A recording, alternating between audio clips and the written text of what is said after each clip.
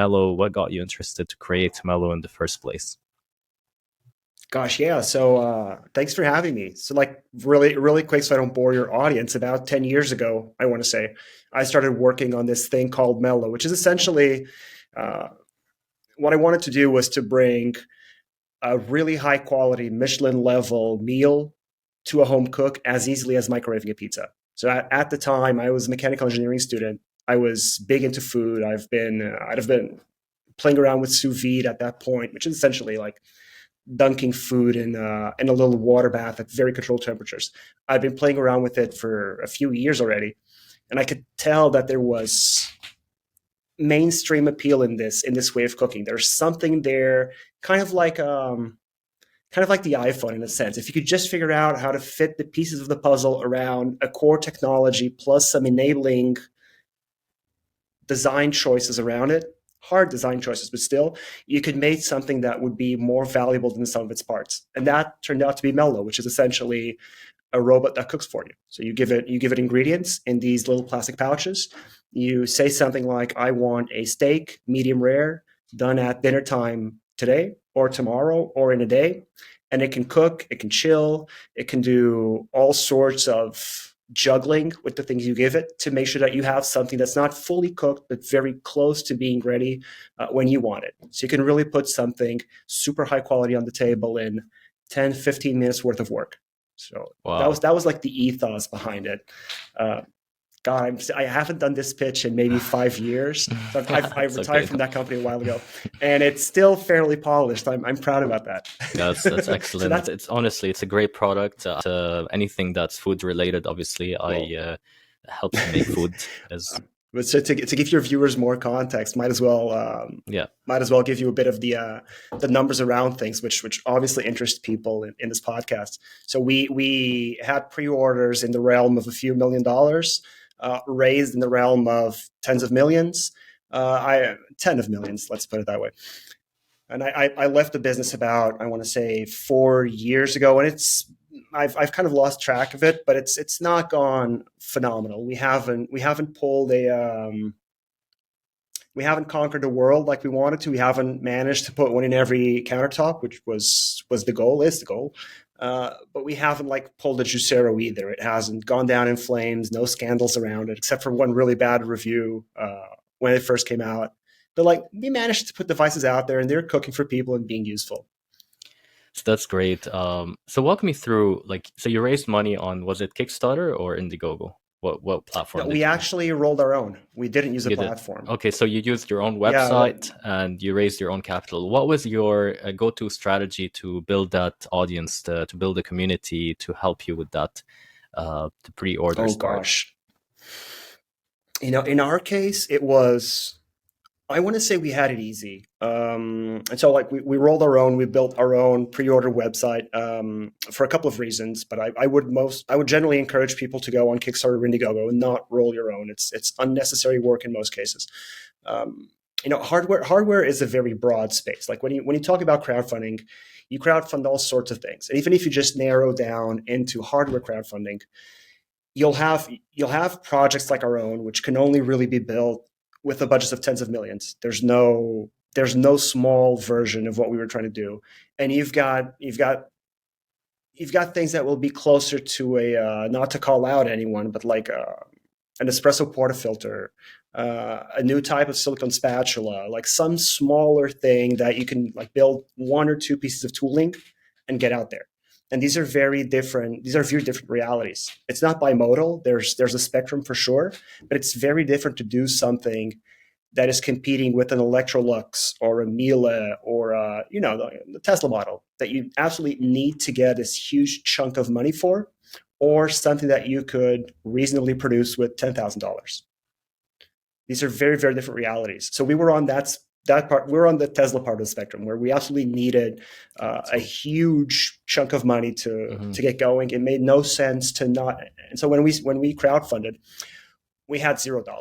So like we needed, let's call it 10 million. We had 0. So there was no in a way that kind of took out a lot of pressure. It added a lot of pressure, took out a lot of pressure because small time success just wasn't interesting. We could go balls out. Like we could push the envelope because we were already so ahead of the curve, and the risk profile was so big that we had nothing to protect us. Right? We had nothing to protect. It was either go big or go home.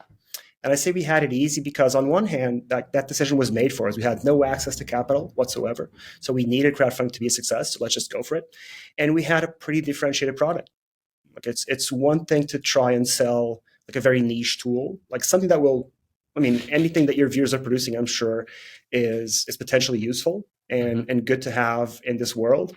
But like if you're trying to do like a new, so I'm into coffee now, so like I'll keep the espresso analogy. It's one thing to like try and do a new funnel or a new portafilter or a new like any sort of small gadget that has a niche audience. That's tricky to get out there because you can't really get mainstream media excited about it before it's actually a success. It's very different to say like we're competing, like there's these two kids from Europe trying to compete with the microwave. Mm. Like that sells. It's easy to get media attention. So in our case, actually, it was to get the story straight. We launched our thing, put it out to the press. No one gave a crap. Friends and family came in. A lot of friends actually came in. First day, I think we probably sold through mostly word of mouth on Reddit, Hacker News, friends. We were part of the Techstars family at the time, which also really helps amplify things. We probably got like the first $30,000 worth of orders in the first 5 or 6 hours when we launched, which was about, if I remember correctly, 8 a.m. New York City time, something of the sort. And this was a US only launch, by the way. We used that initial traction which was really phenomenal, to try and build up more hype. So like we got in touch with press again after we'd just done like, let's call it like 25,000 in 3 hours or something. Went back to the press, went back to Reddit, went back to Hacker News, like went back to everything. Hey, we're already way past our funding goal. This is going phenomenally. Thank you so much. And more people see that as social proof and they go like, I mean, why not? Fuck it. And they add on. And it kind of snowballed a bit. And it snowballed enough that I think with a $0 marketing budget and no previous marketing experience whatsoever, we did about 100K in pre-orders in the first 24 hours, give or take. I can't remember exactly, which was phenomenal. I mean, incredible. Stroke of luck, really. But luck that we pursued and aggressively utilized. And when we broke that barrier, that was enough to get really more mainstream outlets like your TechCrunches, your Engadgets, that sort of thing to write about us because it felt like a success at that point. And when it feels like a success and there's a good story behind it, it's a no-brainer for reporters, right? They don't want to write about something no one's heard about, but if it's something that sniffs like it'll interest their audience and there's just all this proof behind it, easy. They don't want to miss out either. So for us, that was really key to success. So you did on your website, you actually designed it to look like let's say Kickstarter. Like you did show how much sales you were generating, or was it more like the sales amount was hidden from the public, so people would just click pre-order and they would buy now? Or did you have like countdown timer? Did you mimic Kickstarter or Indiegogo style on your website? Is that what you did? No, at the time, so we went through versions with time. We iterated a lot. First version and most versions, honestly, were very chill on urgency to buy. So we just asked for pre-order. Actually, first time around, we didn't even charge people because we didn't feel like we needed to. We took credit card numbers and kept them in our back pocket. So we didn't really mimic the whole Kickstarter thing. We just asked people to pre-order by giving us a way to build them when it would be time to ship. And really didn't put any urgency around time. At the most, I think we had an early bird discount. Okay, that was probably our biggest way to push people to buy was like, first, let's call it 100 units, massive discount. First 500 units, smaller discount. But we didn't do too much around it. Just a small nudge. Because typically, when we launch our own Kickstarter campaign, we noticed that what works is the social proof, like you said, but in your case, you were relying on social proof from articles written about you, how much you sold. But was there anything on your website that shows we have sold out or we've sold early birds? Now it's we went from super early bird to early bird. You know how Kickstarter works. There's this constant early bird incentive. and that gives a bigger discount to the Honestly, early birds. at the time, I don't think we had the resources to build out anything or to build out anything too sophisticated. So I don't think so. I think like we had a small blog section where we talked about how many we'd sold, and we also advertised it on the social media, the very new social media related to Mellow. But that was it. And honestly, if we'd gone through, I would say if we'd gone through Kickstarter instead of rolling our own, we would probably have done easily double the amount of. Okay. It's not something that I regret going with our own, but it's definitely not something that I would recommend unless you're very risk averse, which I was at the time. I was very averse at taking people's money and potentially not being able to get this thing in their hands, which was one of the big reasons why we rolled our own. Was this way I don't have to charge people, I don't have to play with their money before I know I've got this bigger chunk that actually allows me to move forward. Does that make sense? That makes a lot of sense. And obviously, the next step for a lot of us is so we raise this money from pre-orders, and the next step is we take that money. And I think for many entrepreneurs our challenge is we all know that this money is not enough to essentially pay for tooling, to pay for R&D, engineering, all that stuff, unless because we are incentivizing customers to pre-order your product. So you're giving a hefty discount, probably in the north of 40% sometimes. That's what we did in our campaign. And that leaves you little room for margin of error. So you can't actually, even if you do proper budgeting, you'll come to realize that tooling cost is much bigger than you anticipated. There are all these iterations and changes. How did you go about that? Like, did you raise another equity round, for example, with angel investors, VC round, or any of that, telling them that, hey, look, I got this much money in pre-orders? That kind of acts like a resume to go to VCs and angel investors. And yeah, can you please? Yeah, can you please walk me through? Yeah, of course. Yeah. So it's a big walkthrough, but so everyone's going to have their own path, and this is something that you it's in your best interest as an entrepreneur, as a business, to decide what path is best for you before you start to go down it. In our case, because the amount of money that we needed was so large to have a shot at building the business that we wanted to build.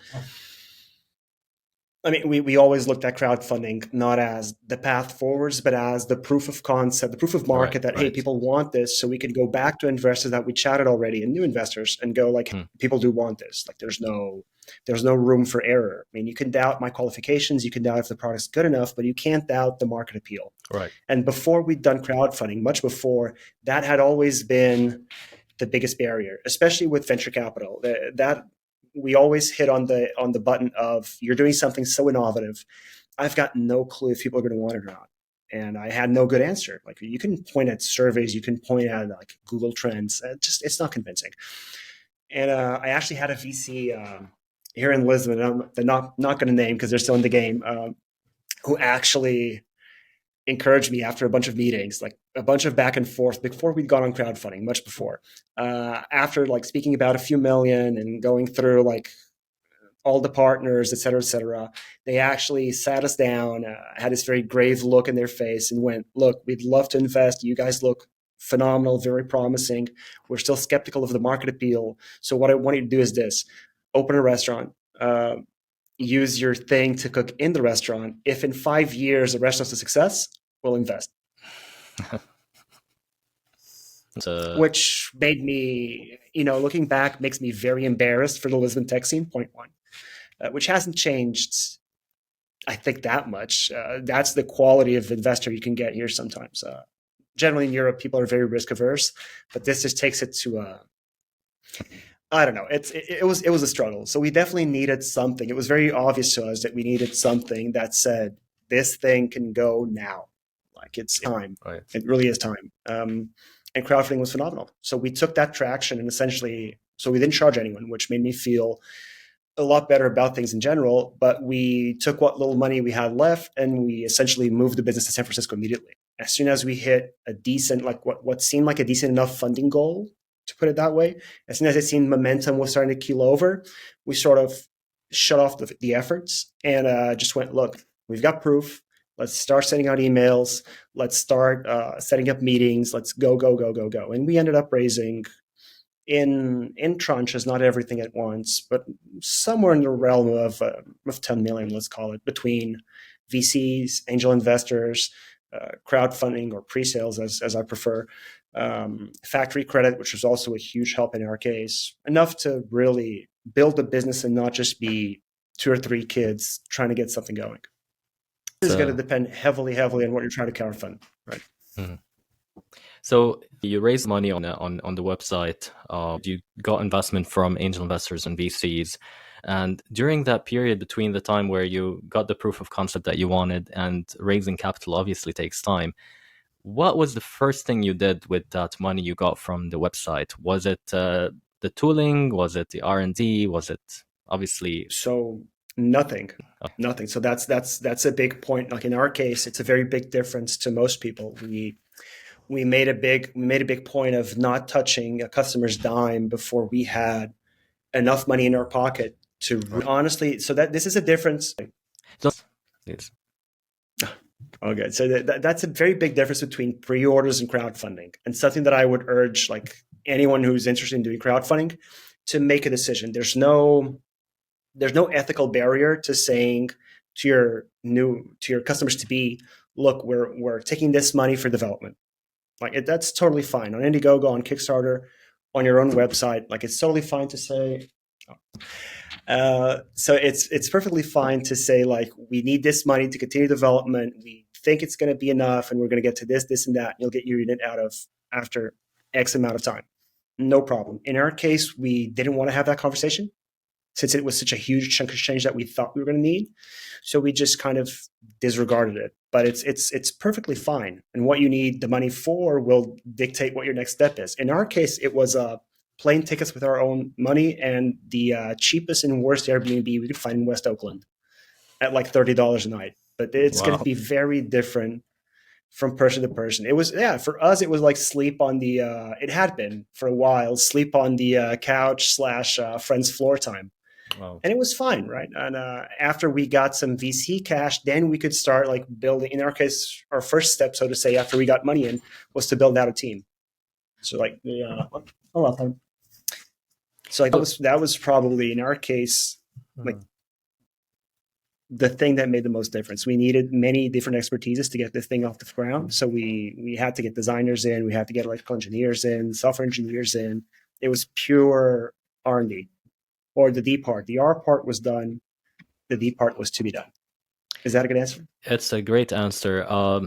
So I just want to make it clear for our audience that the difference between raising money through crowdfunding websites like Kickstarter and Indiegogo versus your own website is that on your own website, it's an obligation. It becomes more of a customer bought this product from you. It's a transactional. It's a transaction that took place, and you have the obligation to refund them if they ask for it within, let's say, 30 days or 60 days, whenever the delivery was initially promised.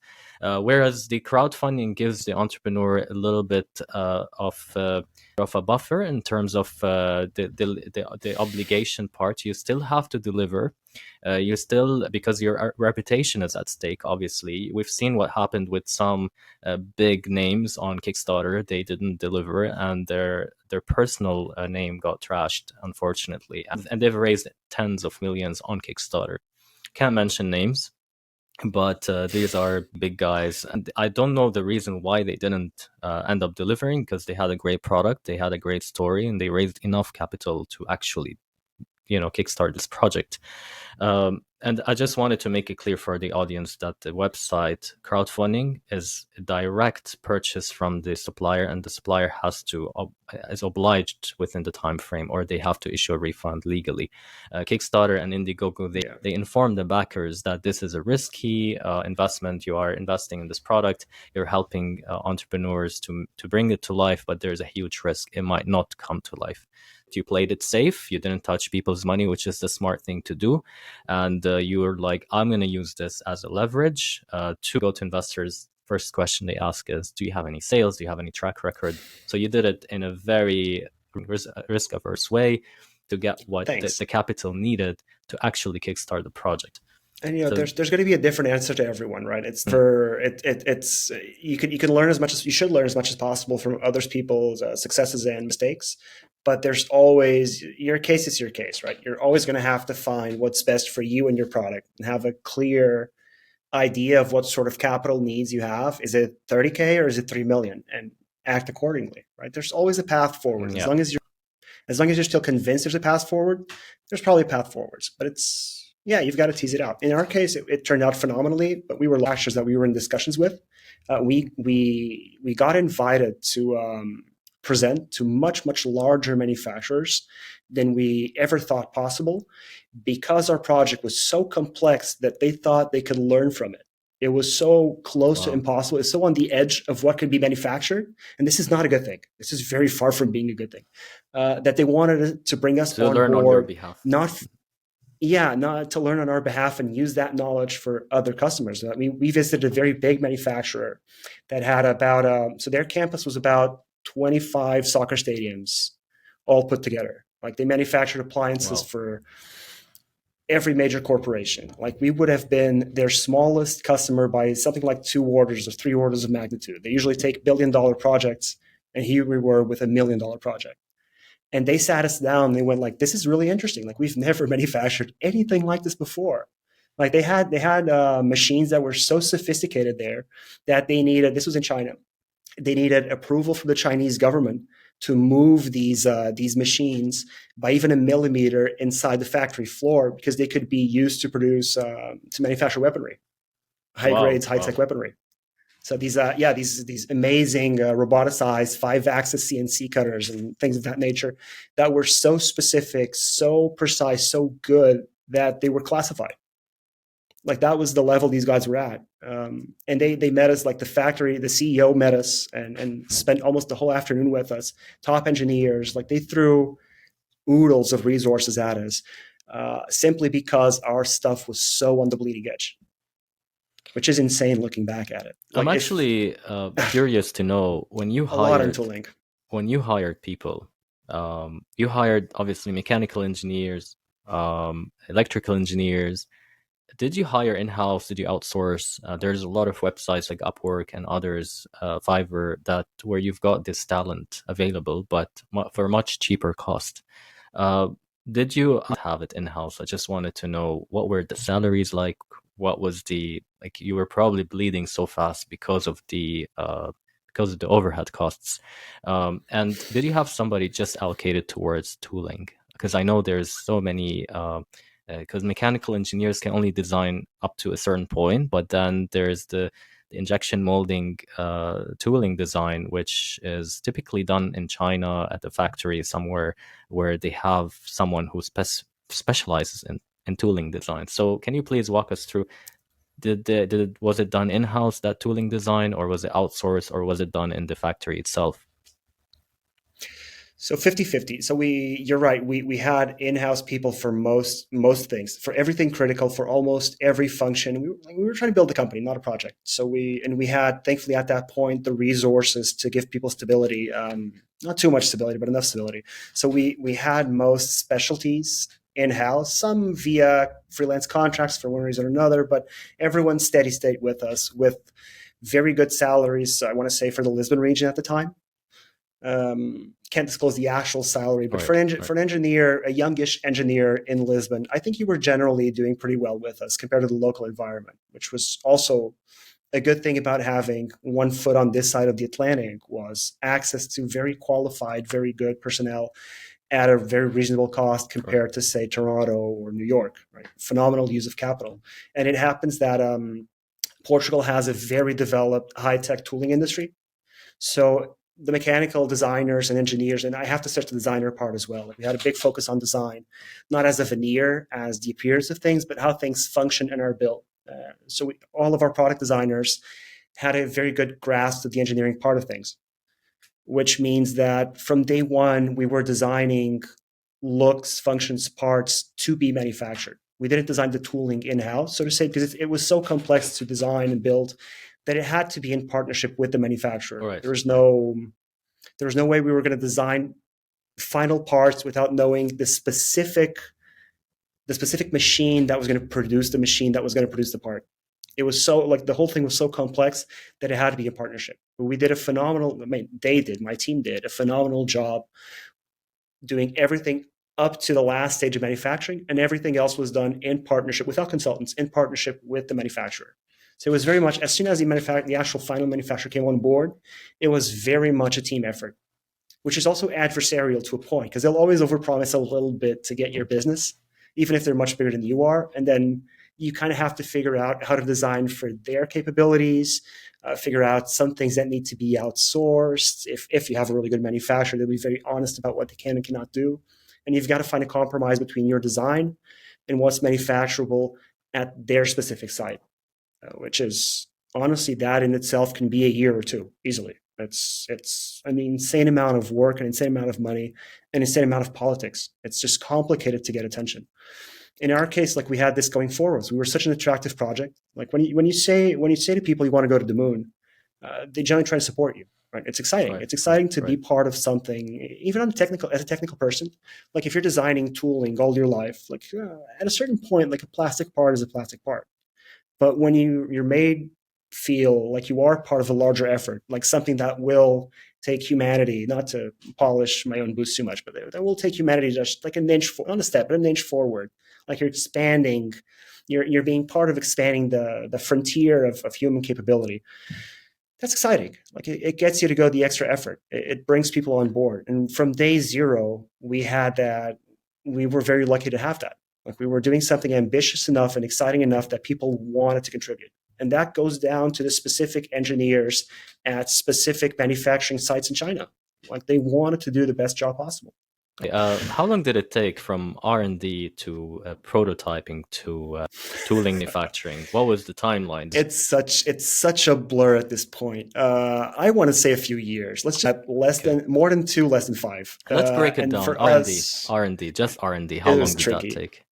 Like R&D, so like Mellow started as my experimentation with building sous vide machines for myself, then my graduate thesis in college, and then morphed into something very, very different. So this was all like preliminary R work, something very different so the R part of R&D was, I want to say, 4 to 5 to 6 years. Okay. Of part-time work, maybe 1 year of serious work. Okay. The D part was maybe 3 years of hardcore, nothing else matters work. So we had like, I think of design as a series of expansions and contractions. I think it's one of the more useful ways to think about it. So like at first it was a very one kid interested in this new way of cooking, expansive way of looking at things, then contracting down to, okay, this is fun for me, but can I make something that is useful to other people, then expanding again to, oh, this could be a lot bigger than I think. It could be applicable not only to a dozen eggheads that want to cook sous vide and just want a cheap, easy way to do it, but could actually have mass market use, could be useful for the majority of mankind, expand into, so what does that look like? What needs to be added, contracted down to what can I fund, what can I move forward to, et cetera, et cetera, et cetera. So like that part of the process, the research part of the process, for us, I want to say something like 6 years. But this was, again, this is something I'm going to be proud of. I want to say my whole life. It was a phenomenal business to be involved in. It was a phenomenal project. It was a phenomenal product. It's something that I do think I was uniquely qualified at the time to contribute to. I don't think I still think Mellow is heads and shoulders above anything in the kitchen space that's been produced since. And it's been, some 5 years since we produced the first mass-produced version of it, maybe 7 since the first prototype. I still think we're ahead of the curve. It was phenomenal. And the D part took about 3 years because, one, raising capital is complicated, but also just because it was such an impossible project to get going. It was so hard to build. If you're doing a smaller thing, like don't get humbled in any sense. I'm not boasting, it's just the fact of it. But don't get intimidated either. You can definitely produce a gadget in less time. The more complex and innovative the gadget, the riskier it is, the longer it's going to take. If it's simpler, smaller, easier, which is not a bad thing, you could potentially go through R&D, and I would say never under 2 years, but 2 years is doable. And how many iterations, how many prototypes did you 3D print? We didn't 3D print anything. Oh, Sorry to say. We went through like to a point. So we went through first. It's like I had so much experience with sous vide machines at the point that we started seriously going into it. That a lot of it was just headspace stuff. Was just imagining, playing with small things, kind of Lego versions. After that, like serious prototyping had to be in slightly more serious technology than, I mean, serious is the wrong term here, but more capable technology in 3D print, just because we were mixing heat, water, right, electricity, right. things that don't, heat and water especially don't mix with 3D printing unless True. you're doing extremely serious 3D printing that no one has the cash to do. Transparencies. So like a lot of it just had to be old school, hardcore, folded sheet metal, bent acrylic kind of deal. Oh, wow. But we probably, because prototyping was so complicated, we prototyped subsystems very often. We only built full prototypes for maybe 2 or 3 iterations. Oh, I wow. would say 3. Let's call it 3. A very rough one, a middle of the road one, and a close to final one. And even the close to and then we get into manufacturing prototypes, which are a completely different ballgame. And at what point did you start certifications? I mean, for us, it was certifications were relatively simple because we constrained our scope.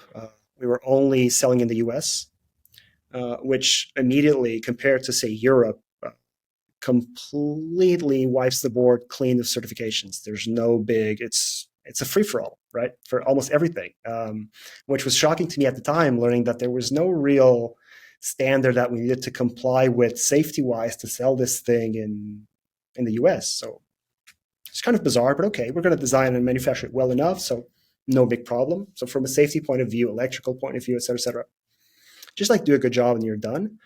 Where certification becomes mandatory, especially in the US, is wireless emissions, right? Anything Wi-Fi, Bluetooth, et cetera. And we tried to outsource as much of that stuff as possible by using chips that are already pre-certified. So we only had to do a very small amount of certification on, if I still remember correctly, unintended radio emissions, which was expensive, but it was one round. We didn't care about UL. We didn't care about most things because we were not realistically going to be selling on supermarket shelves anytime soon. So we just figured we'll do a good job. If we absolutely need more certification, if anyone requires, we'll get it at the time. Let's just like get unintended emissions done. The chip manufacturers take care of everything else, and just like, let's go. Not that it wasn't a concern, but it turned out to be a much smaller concern than I thought at the time. Ambitious. We were so ambitious. We didn't want to do it half-baked. Like, the US is big enough. If you can't find enough customers in the US to fund your thing, that's probably the thing's problem or your problem. It's not market size. Or there's a fit question with US consumers for some reason, but you shouldn't have to expand from America and Canada to Brazil, Portugal, France, Italy, Germany, from a market size perspective, because sales are dwindling. That's not a good idea, especially because the cost you incur in communication, in support, in regulations, like everything is so cumbersome that boy, oh boy, are you going to regret it. It's for an incremental sale, no chance in hell. So in our head, it became a question of, we'll do Europe when we're ready. We'll do each country in Europe when we're ready, and when we can do it properly. We'll absolutely not even. We've got so much on our plate. We're not going to even, like, it's out of the table immediately. Like, it's not even a question. Let's not even, like, no one's allowed to even speak the word, like, expansion, geography. Like, it's US and done properly. And if we do it properly, it's around 120 million homes, which in my head translates to 120 million units if we did our job correctly. So after we sell 100 million, give or take, we'll figure out Europe. What was your fashion batch? We're talking. Let's say in the realm maybe of 10,000. 10,000 it's still units. A fairly sizable batch, right? So what was your first thing you wanted to do when that container arrived in the US? What was the first go-to strategy? Was it Amazon? Was it eBay? Or was it just website and ads and social media? It was website, pre-orders. That's celebration time. Get this into the hands of customers. Point one, did we do a good enough job? Because like we were chatting a bit before you started broadcasting, and this was a point of contention, right? Well, not contention, but this is something that we were chatting about. like all the work that you've done up until that point, which is exhausting, is not the job. The job is not to produce something. The job is to make something people get value out of, get use out of. So everything up to getting your product into your customer's hands is just preparation. It's irrelevant. It's hard. It needs to be well done, but no one gives a crap. Like what matters is, did you build something useful? And after you've built something useful, then you can go and run with it. So for me, it was all about like that. It's done, but did we do a good job? We don't get a do-over. At the most, we get to update software. So now we get to figure out: are we going to kill someone? Are we going to cook it food? Are people going to get mileage out of this? Will they regret their purchase? Are they going to return it? Are they going to tell or if we did our job correctly, if I did my job correctly, they're going to tell all their friends, and we're going to sell 5 times more than we expected. This is for a very high risk product, a very high risk, high reward product, right? A very ambitious thing. So it's the Tesla model to a point. Did I do a good enough job that once I get it into a person's hand, they're going to evangelize it for me?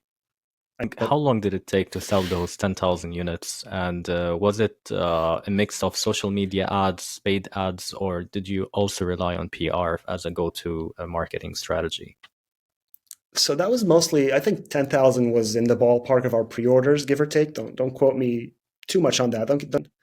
Um, so generating demand is really what you're asking about. Right. Funnels is what you're asking about. And each person and each company and each product is going to have a better fit somewhere.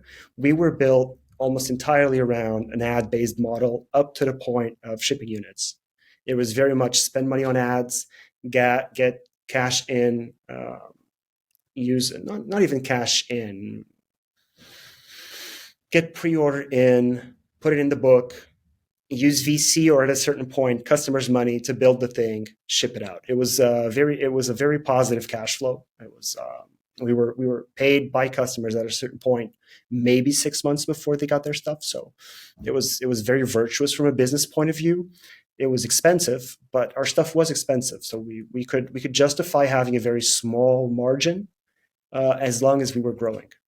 So like a big chunk of every sale went towards marketing, which is on one hand, as an engineer, it always feels like a waste. Like I could just give this as a discount. Like why am I spending however much it is, $100, $200 as a customer acquisition cost when I could just sell my thing for $200 less? Certainly that's better for everyone. Marketing is evil, et cetera, et cetera. But the reality is it kind of works. It's debatable if it's absolutely necessary. Again, like I would debate retail. A lot of people would debate, is paid acquisition the only way forwards? Absolutely not. It was the right fit for us and what we wanted to do. We wanted to look big. We wanted to get out there. We didn't have enough mass media appeal before shipping, and after being news, there was nothing to write about at that point. Like between, breaking news and shipping and reviewing, there was a dearth of things to write about. So we just paid for eyeballs, and it worked phenomenally. It's not going to be the right model for everyone, but I think if you have an expensive product and you are in that gap, absolutely, if you can afford it, ads are a phenomenal channel, and I would encourage you to use it. And by ads, are you referring to Facebook, Instagram ads, or you're referring to Google or everything in general? In our case, Facebook worked very well. In our case, Facebook was the right approach, mainly because of, again, the type of product. It's not something people are searching for, so Google didn't really work. Instagram at the time was still very brand focused. Now Instagram has matured into a much more direct platform. At the time, Instagram was where brands went to waste money. It was, we're talking like 2017, 2016. It was a place to go and show off your new ad, but not really encourage a purchase. In the meantime, especially mobile purchasing has become such a powerhouse, and people are so comfortable with Instagram, they can shop directly. You can do your grocery shopping without ever leaving Instagram, right? So it's become a lot easier. But for us, it was Facebook at the time. Right now, in 2023, the answer is probably different. It's probably Instagram. What made you decide to exit?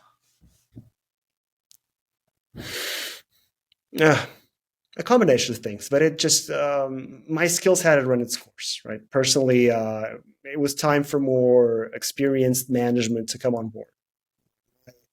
I guess my particular skill set is probably more towards getting things going than optimizing things for steady state. And so it was just a natural transition.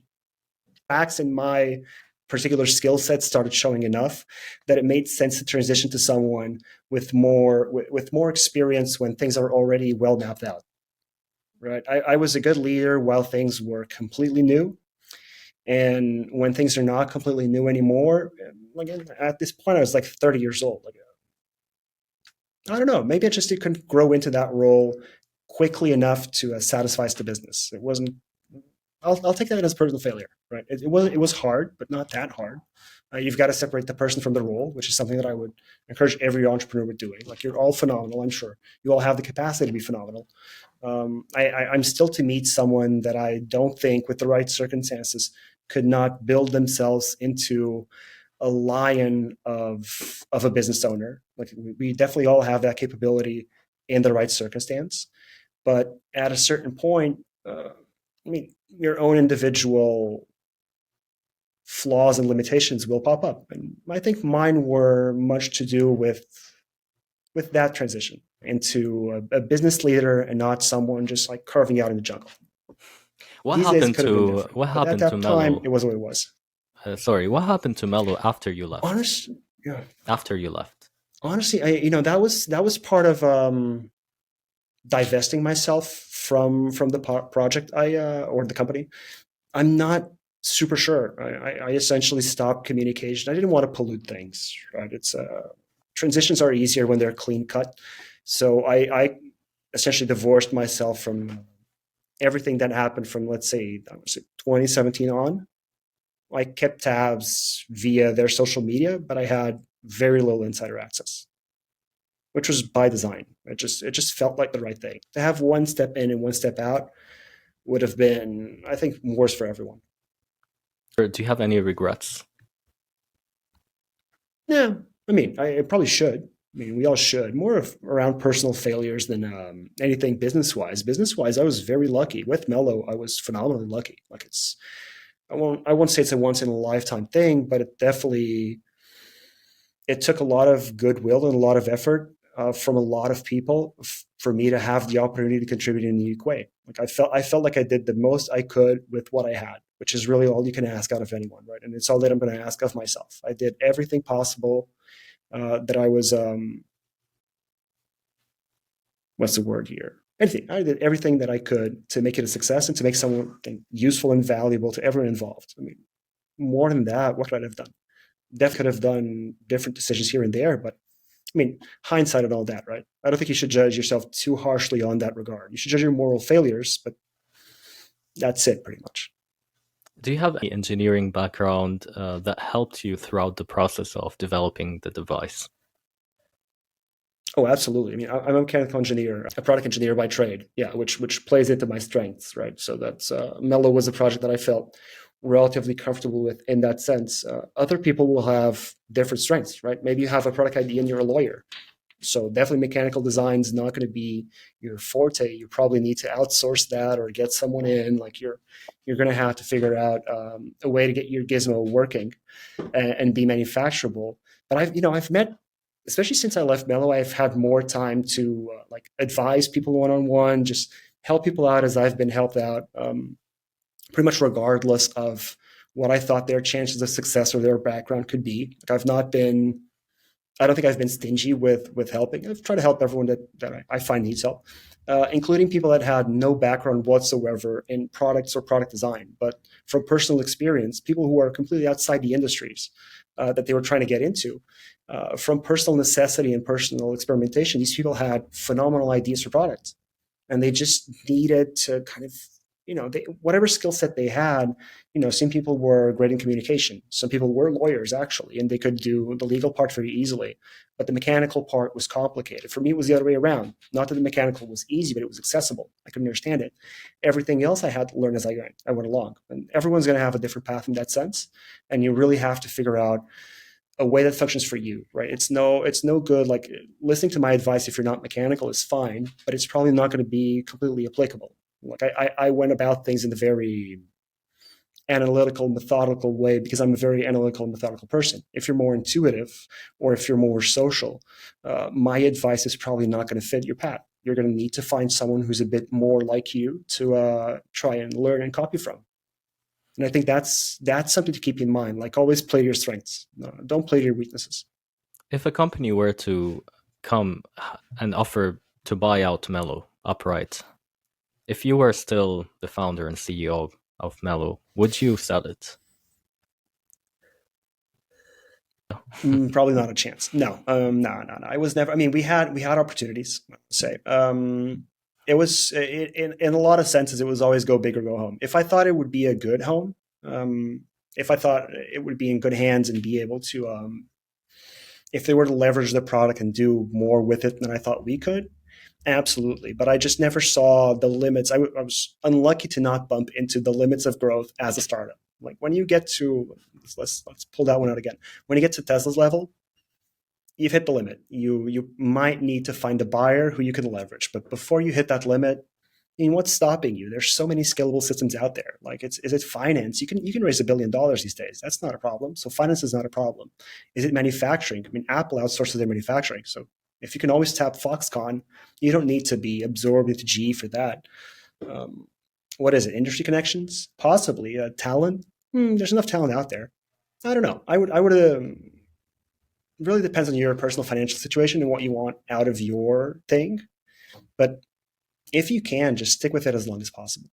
It's got more legs with the creator behind it, I want to say. We're running out of time, Zay. Just wanted to quickly ask you one last question. What would you advise to fellow entrepreneurs who are just getting started with whether a software or hardware company? I mean, it's always going to be hard, right? First one is figure out if you really want to do this thing. Figure out what you're missing out on and how, like, this is for me the most important thing. Figure out how far you are personally willing to go to get this thing off the table. What is your investment and risk limit? And then revisit that periodically, but make sure you're always in a zone where you're not undercommitting or overcommitting. Like, and I revisited this often during the decade that I was involved with Mellow. Like, I started off trying to build a thing just for myself and maybe 12 other sous vide crazies, and then, which doesn't take much personal risk. And then over time, it became my whole life almost. But that was always very conscious. Like, I was always very conscious of what I could afford to lose and what I couldn't afford to lose. So, like, figure out, like, do you want a kid before 35?